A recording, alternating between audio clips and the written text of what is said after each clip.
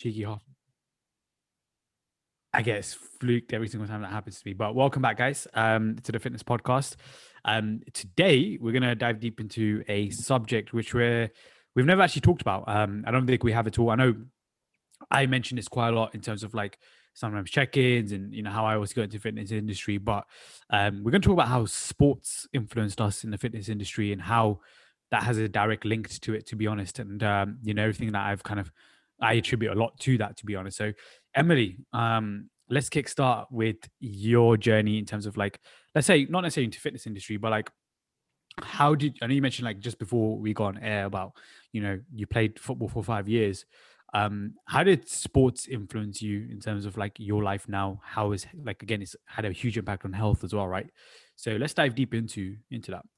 Yeah. So I started playing football when I was 10, Mhm. which is kind of late because my best friends started playing when they were about 6. And I got into football because of my best friends. Because the funny side note to this is that I am scared of balls, and I still am. so, I mean, my football career was, yeah. I mean, I wasn't very good, but I was a really, really fast runner. So I was basically the one they just put on the pitch to run up and down and confuse people. And then bear in mind also, I'm very small, and I was a very small child, so it wasn't really my sport at all. But I think in terms of playing in a team sport is so valuable because it gives you so many life learnings. We were talking about though the competitiveness of sports. It did not do it for me at all. Like in terms of competitiveness, it didn't come from there. I don't like team sports. Uh, Ooh, yeah. Uh, go on that. Like, why is it because it was like you mentioned competitive? What do you think it's down to that element, or do you think it was just like you preferred being like, let's say if you did boxing, for example, which is a solo sport, you'd have preferred that? Is it because some people prefer solo versus actually team sports? So yeah, like let's dive deep into that as well. yeah. So I'm definitely a solo athlete, as we can call it, a solo failed athlete, as we just all said. Um, but I did really, really enjoy the training together in football and drilling and the team environment. I thought was amazing. So I loved going down to practice, but I actually didn't enjoy the games. Hmm. So they didn't really do it much for me. And I wasn't very sad if we lost. And I wasn't very like, I mean, I was happy if we won, but it wasn't like, you know, the craziest emotions that I felt. But I tried different sports when I was a kid. I also tried basketball. Again, not my sport, so I didn't continue very very long. And then I also tried. I went to kickboxing as well, which it really was more my sort of thing. Play and I trained with guys as well, which I think for me has always been something about being with guys in sports. Um, so yeah, for me, training on my own, competing on my own, moving into then becoming a dancer, which again, you might argue that it's not a sport, but so I became a dancer when I was 16. And I think we've actually had this discussion in the past about dancing We not being did. a We had sport. like a bit. I'm Was it still, Olympic debate basically Yeah, around that? stand corrected about dancing. yeah, let's. So go back to episode probably 3 of the fitness podcast or something like that to hear this. Probably three. Um, yeah, and I just found myself in dancing and the competitiveness in that, in actually going inside and becoming better and drilling to do a step to perfection.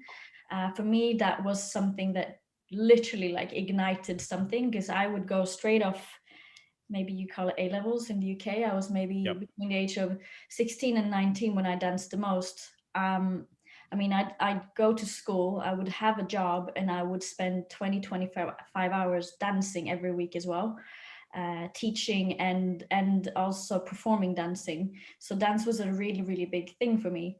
And because I was so passionate about it, I mean, I started when I was 16, and by the time I was 19, I was touring in Sweden and teaching belly dance in Sweden.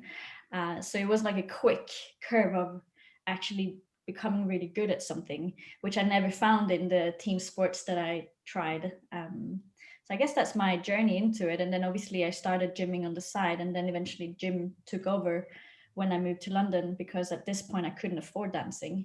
So So that do you was, think, like, let's say if you could afford dancing, you right now we wouldn't be talking to you, and you potentially would have just stayed in dancing this whole time?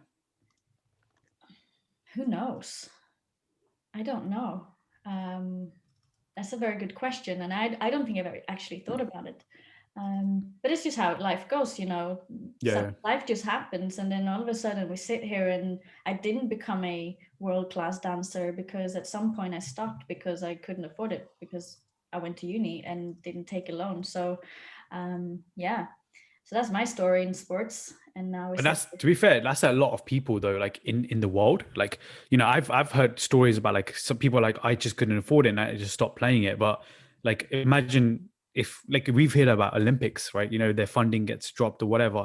Like if people actually had like funding potentially, like, I said there, you could potentially still be doing it because it's not like you didn't love it, right? You still love the element of it. You're, like say, touring, you probably felt quite confident within that element. But obviously the gym is not to say cheaper, but it's also, you can go to a gym and pay a cheaper fee just to go to the gym. You don't have to pay anyone at that moment, like a coach or anything like that. You can just kickstart and then gradually you're intrigued by it. Do you think dance still, like, mentioned about competitiveness, right? Do you think you're still competitive within dance, or let's say within Muay Thai? Because again, it's still, you still have to beat someone to a large extent, right? Like even dance, where you still have to, there's a level where you have to get to, like, if you're not the best, you're not the best, and then you may just feel like I'm done, but there's still a competitive element to it. Does that make sense? Even with Muay Thai, right? Like even if it's 1-to-1, you're still competitive to a large extent because you're like, I want to make sure I beat someone on the other end. And the competition is always there. But how did you feel with that? Like, did you see it as competition, or are you just like, no, I'm just gonna roll with whatever's happening, and then eventually I'm gonna be all good? I don't I don't see it as competition. I think I look at the people like at my masters that I used to have. Um, they're like the aspiration, but I don't see anyone as a competition. I wouldn't, because I would do like dancing with other people as well. I wouldn't go, you're better than me. This, because I don't see that. And also, I think because dancing isn't, it's a form of expression, right? Hmm. So I use my body to express myself, which I can't compete with my body when I'm expressing something. And if it's like an authentic expression of what I try to express, like I can't try and compete with that person. I mean, I remember when I started, and again, like I was kind of young, like 16. I remember thinking, oh, my body is not made for belly dancing. Or like I remember, because obviously you show a lot of skin in belly dance. So I remember having that, like looking at women and thinking maybe their bodies would be more suitable for belly dance or this, or maybe she could go into a deeper split than I could and look more graceful. Like I could think that those ways, but I never really thought about it as like I need to be better. For me it was just like I need to come back and practice. I need to come back and practice, but it wasn't better, worse, like because I don't see it like that. Or maybe that was the evolution of how I was thinking. Mm. And the same, That's fascinating, to be if we fair. bring it into now, like we all are in the same industry, we all do our different things. I don't look at you guys as either being better or worse than me. We're just doing the same thing, trying to express what we believe in. And I could go like, oh, but my revenue is not coming in as quick as Nathan does, so I must be worse. But I don't see it as that. Instead, I can be, look, Nathan inspires me and he's showing me that it's possible, right? But I think at some point my growth mindset shifted to that. Of course, I've been into that like judgmental mindset in the past, but I don't see it as that anymore. So yeah. And do you think, you mentioned the growth mindset and just having that kind of evolution within your own self? Do you think that was also coming from like playing sports and being like I say competitive, being playing sports and doing dance, Muay Thai, even playing football to a large extent? Do you think it came from there? Because you have to, you have to evolve as an individual when you do play these like sports and get into dance and so on. Like you have to always consistently get better as well, right? Hmm. Do you think it came from there, or do you think it just came from like potentially self-development from like as you get older? Well, I think you're always on a self-development journey. You just don't realize that you are on a self-development. Like even the 7-year-old me was on a self-development journey. She didn't know that, and she didn't even know what that was. Yep. But no, I agree. Like having a sport that you come in and it's a discipline, right? And I think more importantly, what sports does is gives you some form of discipline and rules and regulations that this is how it is, and there's no way around it. Like you either do or you don't. You Yep. show up to practice or you don't come at all. Like there are so many disciplines in that makes you grow into that character, right? You take responsibility. For me, it was more I show up because my friends are there and I don't want to let them down, and etc. So yeah, but I think, because I was like the worst in the team in football. Like it wasn't very, I was the worst, right? I was often the one who had to sit on the bench to start off the games and stuff like that. So um, it pushed me to want to be better, because otherwise I'm just going to sit on the bench or I'll just quit. And at some point I did just quit because I realized that why am I doing this? Because I don't actually really enjoy it. So now I'm just doing it because of my ego tells me I should stick to something. But at that point, it was time for me to move on. So that itself was a realization. Mm. I didn't see that as a failure. I just thought it was a progression and a realization. So yeah. Also, I think the older you get as well, I think it's that whole element like we have different interests, Mm. and things like suddenly change for us as well, right? So I think that's kind of huge. Yeah. Nathan, I know you when we had this chat back in like 2019. I remember I think we were in Washington, we were walking, and you're like, "I play for Great Britain," and I was like, "Huh?" I was a bit confused because I was like, "What do you even play Great Britain?" And we're talking about your knee injury. Let's go in your like beginning, like way before fitness, before the gym came into conclusion, or like this is it basically for me. What was your sporting background, and how has sports influenced you right now in your life? Yeah, I think for me, it was the basis of everything. Like I was one of those kids that did every sport. I can play every sport to a decent level. Like you give me a racket, you give me a ball, whatever it is, I could do something with it that's going to contribute pretty well to a team environment. But I've just been always that guy that, let's say out of the 7 days from probably 4 up to 16, every single day I was playing some sort of sport. A, because my mum and dad really encouraged it, and B, because I had nothing else to do and I loved it. So like I'd play football Tuesday, Thursday, Sunday. I'd do gymnastics Monday, Wednesday, Friday. I'd do swimming twice a week. I'd play table tennis, on my lunch breaks every single day at school. And I would do any sport that I did ballet for a while. Like I did everything.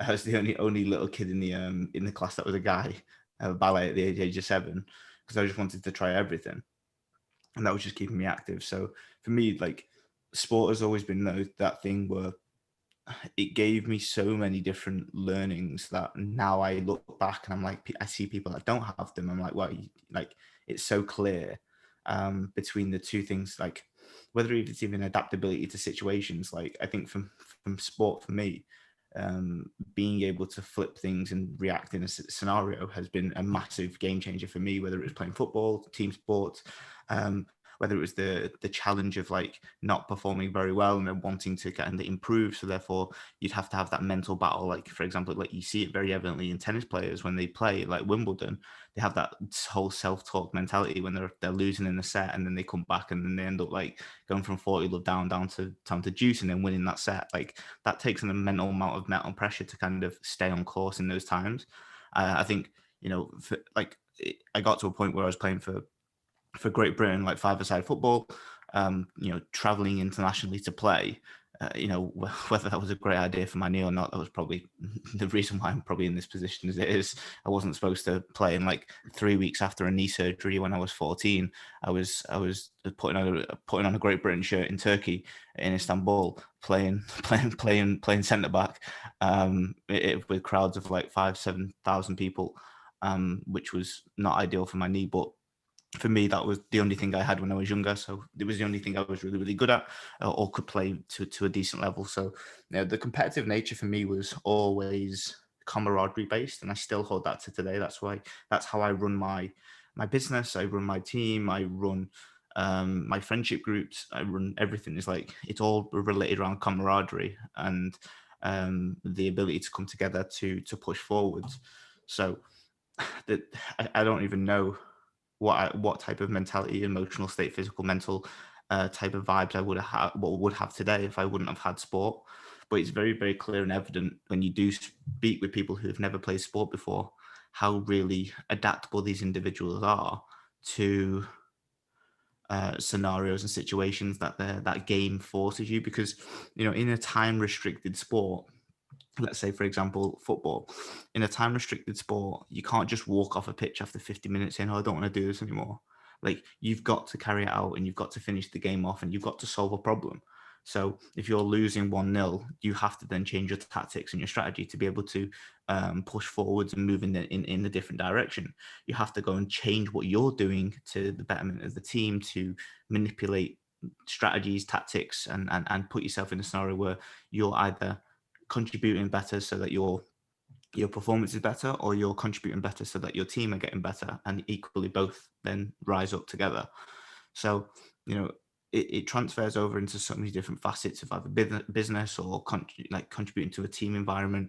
And another thing that really works well and is a fundamental part, I think, is the communication element of being in a team. Is that you understand if you're what role you play. You have to understand, like, very famous Coach K coaches, right? Like Coach K is one of the best basketball college American coach. He's the best of all time for Kansas State. And here's one of his famous quotes is and this is why everyone buys into him, is like, he's like, know your role. Whatever your role is, do it to the best of your ability. And he will work with his team to know exactly where they sit on that role. So even if they're a bench player, your role is to sit on the bench to support the rest of the team, but then also contribute. When you get those 2 minutes, you work your ass off for those 2 specific minutes. So knowing your role is a fundamental thing as well within a team, so that you can play every spot and you don't have to. If you play, like, and this is probably different to individual sports or people that don't know sports in general, is that everyone will have that one singularity of being yourself, or like wanting you to be. Most people want to be at the top of everything. So when they see other people, they want to emulate those, or they want to go above those and be that person. Whereas when you're in that competitive team environment, you can't always be the one. And actually, the team relies on you being a great number two, or that team relies on you being a great substitute. And that's where I think that type of mentality also comes in. Like, last 3 places I've worked, I've been amazing number twos in different businesses, and I don't know if I would be able to sit in those positions and do what I did without knowing my role. From when I used to play competitive sports, I never was a captain. I used to play when we used to play football. I used to play with one of my best friends at school, and growing up, he was my best friend of all time, and he used to be captain because that's what he was great at. But I used to play centre back and I used to organise the team. He didn't organise, I did, and I was the talker, but he was the guy that was the mini goal scorer, the guy that would go and get the goals, go and get the attacking stuff forwards. But I think that know your role is a quintessential part. Yeah, one thing you said just before that about like, but essentially problem solving, right? And it's something that you learn from sports at a very young age. Like, you can learn from school, you can learn from like education there, but like this is practical problem solving.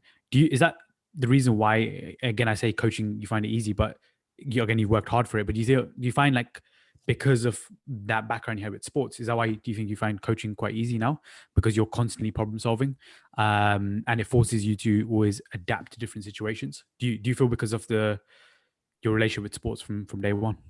No, 100%. Like, problem solving is the key to any type of coaching based service, right? So, Mhm. like, they don't care about what value you have. They don't care what's in your brain, but like, they don't really care about you as an individual too much. Like, they care that you're great and that they trust you. But ultimately, you're there to solve a problem of someone's and then create the outcome that they want. And I think if you have that mentality, coaching becomes really easier to grasp it. But what it also does is it allows, like, for example, like, it related back to fitness and training, is that you'll have clients that want to pause halfway through their coaching because they're going through a difficult time. Like I've got one in my inbox now. This is probably why I'm talking about it. But like I've got one in my Yeah, I inbox. had one yesterday. So yeah, we can definitely It's talk like, about okay, you want to pause your subscription of your coaching service because it's getting hard when the rest of your life is getting harder too. And it's like, that doesn't require a pause. That requires a solution to your problem. But I can guarantee that these people that are trying to pause have never ever played sport. Like they've never played sport to that level, because that's not the mentality that you'd go into if you had played sport to a high level or any level that was competitive. Because at that moment in time, that's where that growth mindset comes in. It's like not like growth mindset versus fixed. I can't do this. I can't cope with all of the stuff that's going on. But a growth mindset goes, okay, well, how do I solve this to get better? And I think, you know, that leads back into what Emily said. You wouldn't necessarily need to pause your subscription, or you just need to know that the coaching is not about getting the most money out of it. It's about solving your problem when it's actually hard. And like that's it, like I said about that football, it's like, you know, you're in the 65th minute, you've got 25 minutes to go or whatever it is. You're not going to just walk off the pitch and say, I can't do this anymore. Yeah, You even are. if you're 3-0 down, right? Even if you're You 3 0 still down, fight. there's always a chance, right? Because a goal takes a second, right? And then you've got 25 minutes to recuperate 2 goals, and then you drop another one, and then you've got 20 minutes to get 1 goal, and then next minute you're on the game again. And I think that mentality, that problem solving mentality, is a skill within itself. But people need to learn that. So the problem is that you don't have to. You can go through your whole life not having to problem solve. You can just flip flop between things, right? And you can go and do this, and you can go and do that, and you can do this. And there's so many options and choices that you can go and do loads of things to, like, a little bit. So you do this, you hit a brick wall, and then you go and do something else, and you hit there, and you hit a brick wall again, and you move on, and you hit a brick wall. Whereas actually the people that are growth mindset, or the people that know the goal of problem solving, is that they hit the brick wall, find a solution, overcome, hit a brick wall, overcome, brick wall, but again, and you do this, and then you build upwards. And that's what I think in terms of the fitness related stuff, is that's what a lot of people are missing, because they haven't had to be in a situation where it's forced. It's forced. Like you can't, like, I remember, you know, so many times when, like, you know, my dad used to be the football coach, but like he used to just help out, right? So like our school team was fucking incredible. Like we got, out of the 6 players, because we played 6 aside at that age, out of the 6 players, 5 of them are playing, no, 3 of them playing in the Premier League now, 2 of them are playing in the Championship. Like, and I was the only one that wasn't, like, I'm the only person that wasn't playing in that team, but I was with them, and we were playing all at the same level. But like I remember times where we would never get beat, but then on that's one specific game where we were down 3-0, and we were all like moping around, and we'd always won, like, oh, just sub me off, I can't be arsed, like it's fucking shit, you know, 4-0 down. My dad would be like, you finish it when it's finished, you know, and like he'd just like pick you up and then just go and put you back on the pitch. So like, no, you're not getting substituted, solve the problem. And in more than likely chances, we ended up coming back and winning, or at least we come back to draw, because that was the solution, right? We'd play a different way. We'd change our tactics. We'd play 2 at the front instead of 1, and then you'd go and, you know, show quality that you had. It just wasn't happening in the first 60 minutes or whatever it was. So that problem solving is incredibly useful in every scenario. Yeah, I 100% agree with you with like the way, obviously, your sporting journey is similar to mine, except I just didn't play a high level like for Greyburn or anything like that. But I went from middle school where I was like the man in terms of cricket and stuff. Like I was literally, everyone was like, I was school captain. I was like enjoying, you know, where it's at. You go to high school, there's about 10 of me, exactly the same as like 10 of me. And some of them were way better, right? So then your ego, what sports also does is like, it tears down your ego quite quickly without even knowing it. Like I didn't know what ego was when I was like, young, but it's just literally I went there and I was like, oh crap, there's literally this. I wasn't the first pick either, right? I was like the 8th pick to be in the team. And I was like, damn, like, okay, these are all way better than me. And even when I was like bowling, I wasn't the first bowler, or even batsman. I wasn't the first or second. I was like the 8th. And I was like, damn, like, okay, this forces you into like really thinking about it. But what Nathan mentioned about is being a team player, this has actually helped me in like future roles as well. When I was like, okay, look, this is what my role is. Like, be the best in your role, and no one can say nothing to you, right? So even any job I've done, like even when I had this conversation with Nathan, like I think last year, and I was like, my mentality with this like transformation game is like I want to average like a basketball player. I want to average, let's say if it's 25 a game, or 20, like I say, 25 a game. For me, it's like same thing with transformations on an average 25 a year. That makes me an all-star. That makes me like that's according to me. That's my own, and that's come from sports. It would never like me and Nathan have these chats about sports all the time. That's because we played sports and we understand sports. But if you never had that, like you wouldn't get. I don't think you. It's very hard to get competitive late in your life. And again, the competitiveness comes from like something else. Could be from money. It could be keeping on with the Joneses. Whereas mine one was just like I learned it from actually there, but it's not necessarily competing against everyone else around me. Like what Emily said, for me, is competing against like myself and being the best version of myself. But that's what sport taught me, and also taught me how to be a team player. Taught me discipline, and discipline in various ways, which is like how to be an athlete. Like for me, that was like very like I looked at Ronaldo quite often. Like Ronaldo's still playing at a high level, scored 2 goals yesterday, and he's 36 years old. And every story I've heard about him, they've always been like he's been ultra disciplined since he was 20 years old.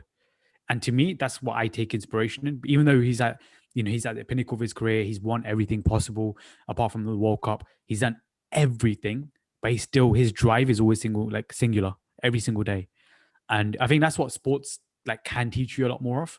And I think sometimes we all forget that. Like I love sports documentaries more than ever because the way they give out the stories and the way they show like the behind the scenes aspect is amazing. And I watched Tiger Woods' documentary the other day, his 2-part series about him like from rising up from fame with his dad, like how his dad was like so militant with him to after his dad died, like he had no structure, right? It's also an environment where he had no structure and then suddenly like boom, he's going looking at hookers and his dad did that. So he's emulating that as well. But again, it's taking away from sports. It's like that competitiveness that comes from him that allowed him to like become one of the best golfers of all time. And for me, it's like that's what sports kind of teaches you. Is like sometimes you have to make sacrifices in order to be the best. And I think even for us guys, it's like we're all business owners now. We can't afford to have like loads of other distractions in our lives. And it's like a very sporting mentality that we'd end up having instead, because we want to be either the best in this or we want to ensure that we're performing to the highest our levels for ourselves as well, right? So I think sports is something that without it, I know I would not be as competitive. Like Nathan would know if we had a chat, he'd be like, yeah, this guy's never played sports or doesn't watch sports or doesn't really care about sports, because our banter was a lot through sports, right? Like Nate, you know this, right? Probably more than anyone else. Like I probably can banter more about sports than most people, because it's just the way we used to have a chat about it as well. Do you remember the chat we had? I remember clearly is around like what's our sport. Do you remember that? And because me and him came from a sporting background, we had this like thing where I was like, what is our sport? Because we were like, and for us, like obviously for me, I kind of came to the conclusion transformations is my sport, right? I remember you also said something similar. But yours was like you're the educator now, right? So it kind of flipped in terms of that, but like that's how we came into it. But we wouldn't have had that chat if it wasn't, in my opinion, for sports. We would just treat it like a normal day job.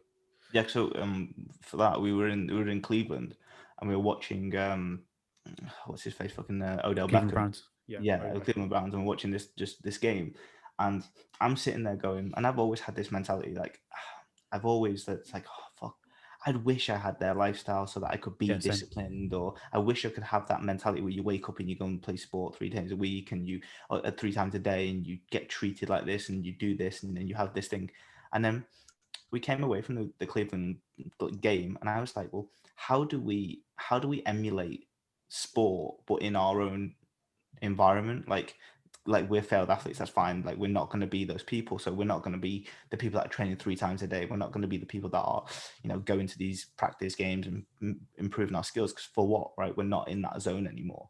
But we do have an opportunity to act that way within the chosen discipline that we have, right? And our discipline at that moment in time was getting clients amazing results.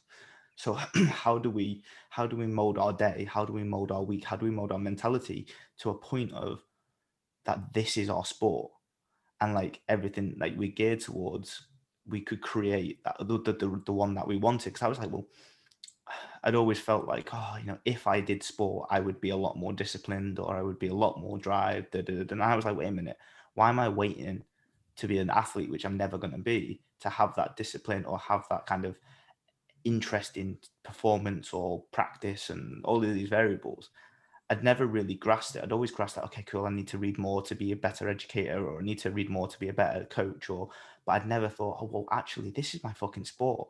And this Yeah. connected with me because we played sports since I was young. So like, even for M, like, you know, to refine that expression, or to refine that belly dancing to a better level, is like, you can take that type of interest, that expression within the business, to be like, well, this is how I want to express, this is how I want to act every single day, this is how I want to have that mentality to grow and get better within the things that I can.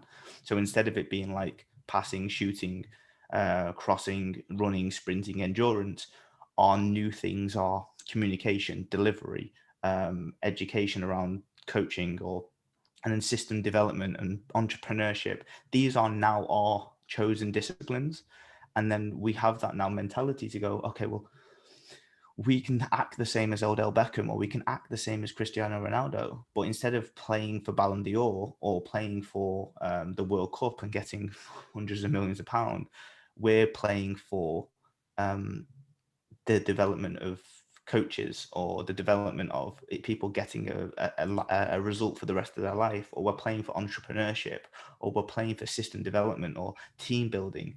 And that they can be taken to that same fashion to get the same outcome as Ronaldo gets, but in a different facet altogether, which I thought was massive for me, and that spawned a lot more leveling up and dealing with different situations in different manners. Like, I would, instead of waiting for things to happen, I would go and practice those things. I would see entrepreneurship as a thing that I could refine and get better, as opposed to just something that I never knew that you could tap into.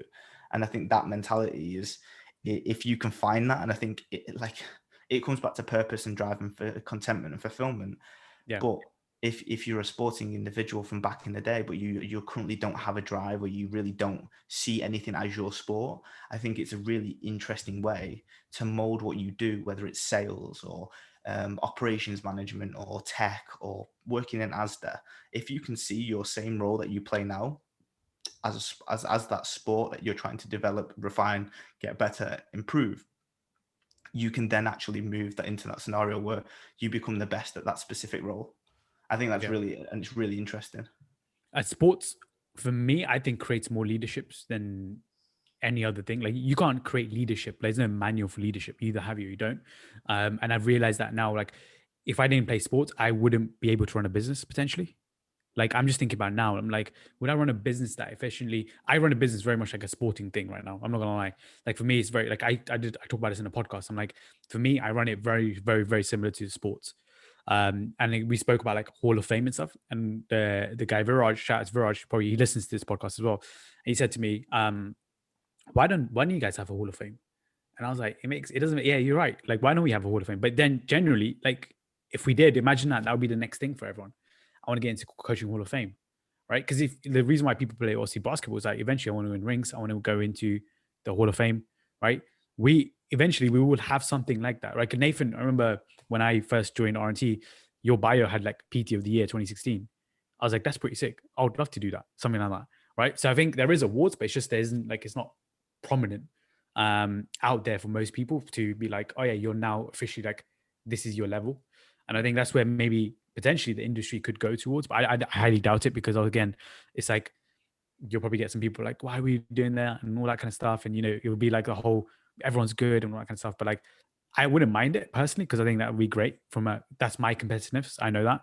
But we don't obviously know what would happen. Like, it's one of those where some people just wouldn't prefer it, some people in different levels, etc. So I get it, but yeah, I think without sports, it is very interesting. I mean, like, how I would do, and I know personally, like, it would be, I'd be quite terrible generally, like, in terms of everything else. Like, you mentioned about problem solving. I think I would really struggle with that element, because I wouldn't have gone through that element of like being in a team. You have to problem solve if you're down. You have to keep your head quite cool. You can't panic in front of everyone, and oh my god, like, we're struggling. You can't melt down, basically. And you've seen athletes melt down in real life. You're thinking, Jesus Christ, this is a bit nuts. But it's the same thing for us. Like, even as business owners now, if you melt down first and your employees see that, they're like, Jesus Christ, that's my leader. That's crazy. So yeah, I think that's definitely very, very fascinating as well. Any final words from you, Emily, regarding like sport and like I've seen a lot more parents nowadays actually put their kids like in sports because I think they see the benefits of this.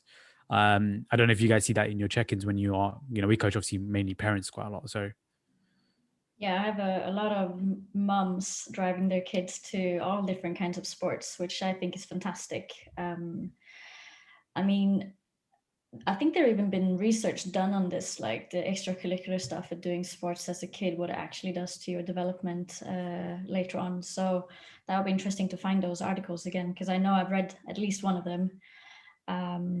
But I mean, it's everything that you say, the whole thing about creating this discipline and not giving up just because you're having a bad day, because you just can't. Like you have a goal and you have a deadline or whatever it is, and you stay on the pitch until that deadline is met.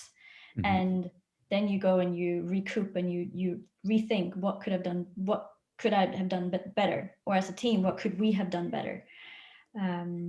Yeah, I mean, sports, I mean, again, I think we should just thank our parents for allowing us to do sports, and maybe for pushing us. My parents didn't push me to sports, that was something that I had to choose for myself. But to all the parents listening, like get your kids in sports ASAP. It doesn't matter what well. Interesting on that. Do you think sometimes, and I've seen this happen actually, where kids get pushed to do sports, but then they hate it and then they never do it? But is it because they failed in the first hurdle and they're like, the whole problem solving thing came into like question, right? Like then the parents are like, okay, cool, let's just pull them out. But again, it didn't build that resilience, and then it may have an impact. Like Nathan, I know you're nodding to this, so you can jump onto this one. Yeah, so I think for the most part, most of this comes down to really shit parenting, and obviously not being a parent properly, like for an inside joke, forever, is that look, there was always times where I didn't want to go to any of these sports. There was always a time where Tuesday night I can't be asked to put my football boots on. There's always a time where I can't be asked swimming on a Thursday, but well, the one thing that my mum and dad are very, very big on is that you should do things that you don't like anyway, and you should learn it through doing it and then doing consistently. And if you hate it consistently for weeks on weeks, which by the way never happens in anything, like consistency is one of those things where like you may turn up to a job that you really, really hate, but there'll always be times where you really like it. And it's teaching you that there's times where like I would fucking cry in the car before I went into any of the sports, and if I was a shit parent, I would listen to my kid and be like, no, well, short-term gratification, get you away from crying, daddy, I'll just take you home. But there's one time where I got took home and I didn't want to do it, and that was ballet, and I did it for like 8 weeks. And after 8 weeks, I still didn't like it because I was the only guy in the class. I felt really alone, didn't want to do it, and like my mum was like, okay, cool. After 8 weeks of really hating it every single week, and you're doing it twice a week, that's when we can start looking at it as a nail in the head, and that's okay. But I think for the most part, like you've got to let your kids fail and teach them the nuances of doing shit that they don't like for that moment in time, to then go into the class to really like it. Like there'll always be that case, even with school, even with like primary school, secondary school. I always had some level of apprehension of going to this school, whether it was didn't want to learn anymore, had a bad night's sleep, whatever it is. But there's too many people listening to their kids off first attempts. It's okay, Johnny, like, you don't need to go. We'll just take you home after one session. It's like, fuck, that kid doesn't even know what it's like to fail. Doesn't even know what it's like to do something that he doesn't want to do. What's that going to be like in 10 years time? Is he always going to cry every single time he doesn't want to do anything? Like, teach him to go to something that he doesn't like, that then he goes and enjoys. And then actually you get over that hurdle, that adaptability to be like, I didn't want to go, but now I'm glad that I'm here. And like, if you look at like that mentality, how many of our clients who have never trained sport before fucking hate going to the gym and then don't go to the gym after that second, third time because they don't enjoy it? Like, you're not meant to enjoy the first 3 times that you go to anything. Like you might be lucky to go to the gym and get an experience that you enjoy, but for the first 3 sessions that I ever did, I was like, what am I doing here? Yeah, same. And I did it because I was just going through the process.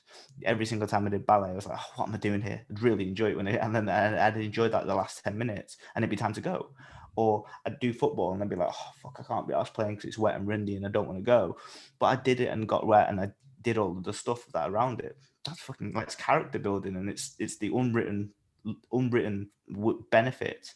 But if you're a parent that's never done sport, you'll just see it as your kid moaning and being unhappy, and then you'll change your philosophy to do so. Whereas I believe that's just part of like great parenting, is doing what's right for them as opposed to what they want to do. Like if you do that for everybody, then what are you going to do? Like every single time your kid doesn't like anything, you're going to change it. Fuck off. Like it doesn't like it doesn't benefit you in any way, shape or form. Your kid might not like to bloody eat, but you're going to make them eat because it's beneficial to them because they don't die. Or like if they don't like studying, like what, you're going to stop studying? Like, oh no, it's okay, you don't need to go and learn English language. Oh, okay, your kid's going to be dumb then for the rest of your life. Like there's always that element of doing shit that you don't want to do and getting great at doing that and getting over those hurdles more times when you're a kid, when you're more adaptable in your brain, when you're more open to creating neurological connections, that you're more open. Like that's why the kids that do play sport and they do any type of skill management and skill learning end up being generally better individuals. Like there's always a story from, from at most points that have this mindset or end up being entrepreneurs or end up being these successful people. It's like if you bring it back to what they did when they were younger, a lot of the skills that they learn are between the ages of 4 and 16. And those, you don't rarely see people that get into sport at 16 plus that will end up getting the skills that they need. It's like, that would be my piece, is that there's so many things that you can get better with. And it comes down to the parents at that point in time to understand what's great for them and what's not at that moment in time beneficial in the short term, but that's okay. Like my parents always said to me, like, we're not your mates, we're your parents. So we're going to make you grow up to the best of your ability, not to make you feel better. So like maybe that's my mum and dad's parenting. Maybe I'm defect, but I don't see it as a negative in any way, shape or form on that point. No, I had something similar as well. Like even my journey was very much like, you still like, I kind of had the mentality of like, I'll still do it, because I just wanted to, like, I enjoyed it. So again, it would be interesting to say, like, if I didn't enjoy any sports, how would I have reacted to that, right? But even things like nowadays, I don't enjoy as much. I'll still go ahead and be very open minded, just because of who I am as an individual. But also, like I said, it came down from like me playing sports, and realizing like I need to be open minded in this element. Drop my ego, because my ego doesn't really matter in this current situation, because I don't matter as much as you think you do. Everyone thinks they're really special, but reality is you're not as special as you think you are as well. And just drop that ego and then you'll be okay. So yeah, I think it's massive. This is a really good podcast. Let us know your, in check-ins and so on, let us know your experiences in sports, like how you grew up with sports, and did you play those sports? You didn't play those sports. How it's been for you growing up. I think it'll be good. We'll be back next week. Apart from that, guys, take care. Have a really good day and peace out.